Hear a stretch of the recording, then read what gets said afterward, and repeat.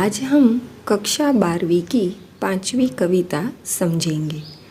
काव्य 5 का नाम है भारत सिर रत्न भरत, जो जयशंकर प्रसाद जी की चित्राधार काव्य से ली गई है।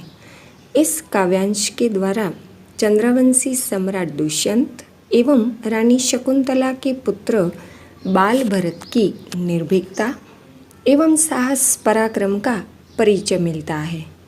पुरुवंश के उत्तराधिकारी भरत के नाम पर से ही आप लोग जानते ही होंगे कि हमारे देश का नाम पड़ा है भारत।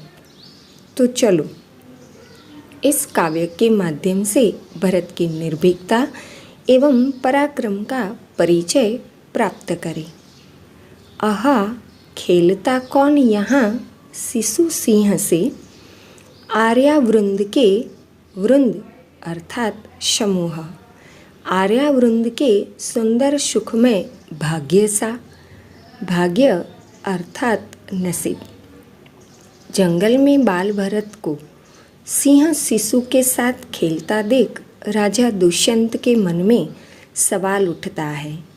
उन्हें आश्चर्य होता है कि यह बालक कौन है जो शिशु सिंह के साथ खेल रहा है। यह बालक तो आर्य समूह के सुंदर सुखी भाग्य सा प्रतीत होता है। दुष्यंत ने देखा कि शिशु सिंह को भरत अपनी गोद में लेकर कह रहा है। क्या कह रहा है ये आगे आएगा। कहता है उसको लेकर निज गोद में। निज का अर्थ है अपना और गोद का अर्थ है अंक। दुष्यंत ने देखा कि छोटा सा बालक भरत बिना भयभीत हुए सिंह शिशु को अपनी गोद में लेकर कहता है। क्या कहता है? खोल खोल मुख सिंह बाल, मैं देखकर गिन लूँगा तेरे दांतों को। है भले देखूं तो कैसे यह कुटिल कठोर हैं। कुटिल अर्थात दुष्ट, कठोर अर्थात सख्त।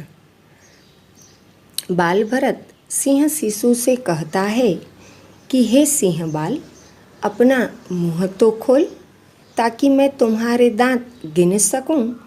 मैं देखूं तो सही कि तुम्हारे दांत कितने कुटिल एवं सख्त हैं। देख वीर बालक के इस औद्धत्य को लगी गरज ने भरी सिंहनी क्रोध से। औद्धत्य का यहाँ अर्थ है दुष्टता। बहादुर बाल भरत की यह दुष्टता देखकर सिंह बाल की माँ सिंहनी को बड़ा गुस्सा आया और गुस्से से दहाड़ने लगी।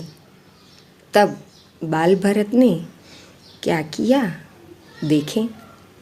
छड़ी तान कर बोला बालक रोष से, बाधा देगी क्रीड़ा में यदि तू कभी मार खाएगी और तुझे दूंगा नहीं इस बच्चे को। चली जा, अरे भाग जा। यहाँ बाधा का अर्थ है रुकावट और क्रीड़ा शब्द का अर्थ है खेल। बाल भरत सिंहनी की दहाड़ से बिल्कुल भी भयभीत न हुआ, बल्कि उसने सिंहनी को छड़ी दिखाकर रोषपूर्ण स्वर में कहा, यदि तुम मेरे इस खेल में बाधा खड़ी करोगी तो कभी मार खाओगी। मैं तुम्हारा यह सिंह बाल तुम्हें नहीं दूंगा। बालक ने डांटते हुए सिंहनी को भाग जाने के लिए कहा। छिपकर बाल भरत की यह निर्भीकता पराक्रम आदि देखकर दुष्यंत के मुँह से यह शब्द निकल पड़ते हैं। आहा कौन यह वीर बालक निर्भीक है। यहाँ वीर का विलोम शब्द है कायर और निर्भीक का विलोम है भयभीत। कवि भारतवासियों को पूछते हैं, कहो भला भारतवासी, हो जानते यही भरत वह बालक है जिस नाम से भारत संज्ञा पड़ी इसी वीरभूमि की। कवि के अनुसार यह भरत वही बालक है जिसके नाम पर से हमारे देश का नाम पड़ा है भारत। बाल भरत के पालन पोषण परवरिश के बारे में बताते हुए कवि ने लिखा है, कश्यप के गुरुकुल में शिक्षित हो रहा। गुरुकुल अर्थात प्राचीन पद्धति पर स्थापित विद्यापीठ। कश्यप ऋषि के आश्रम में रहकर बाल भरत शिक्षा प्राप्त कर रहा है। आगे कवि लिखते हैं, आश्रम में पलकर कानन में घूमकर निज माता की गोद मूद भरता रहा, जो पति से बिछुड़ गई दुर्दैववश। यहाँ कानन का अर्थ है जंगल, मूद का अर्थ है प्रसन्नता, दुर्दैववश का अर्थ है दुर्भाग्यवश। बाल भरत कश्यप ऋषि के आश्रम में रहकर तथा वन जंगल में घूमकर अपनी माँ को खुशियाँ प्रदान करता रहा है।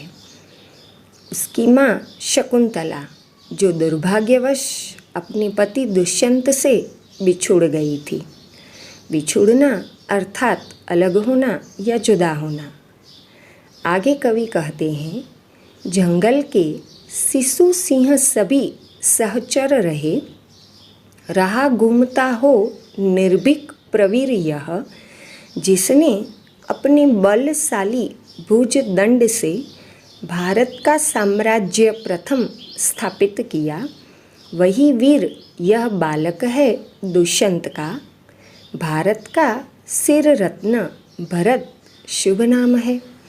जंगल के सभी सिंह बाल इस बाल भरत के साथ ही रहे, सहचर रहे। सहचर अर्थात साथी। जंगल में यह बालक निर्भीक होकर घूमता रहा। प्रवीर यानी महान वीर। इस वीर बालक ने अपनी बलवान भुजदंड अर्थात हाथों के बल से सबसे पहले भारत के साम्राज्य की स्थापना की। यह वीर बालक महाराजा दुष्यंत का ही पुत्र है, जो हमारे भारत के माथे का मुकुट है, और इस बालक का शुभ नाम है भरत। तो विद्यार्थी मित्रों, आपने देखा ना कि भरत कितना वीर पराक्रमी और निर्भीक था। यह वही वीर बालक है जो बाल्यकाल में खेल खेल में ही अनेक जंगली जानवरों को पकड़कर पेड़ से बांध देता था या उन पर सवारी करता था। तभी तो माता शकुंतला के पालक पिता कर्णव ऋषि ने भरत का नाम रखा था सर्वदमन।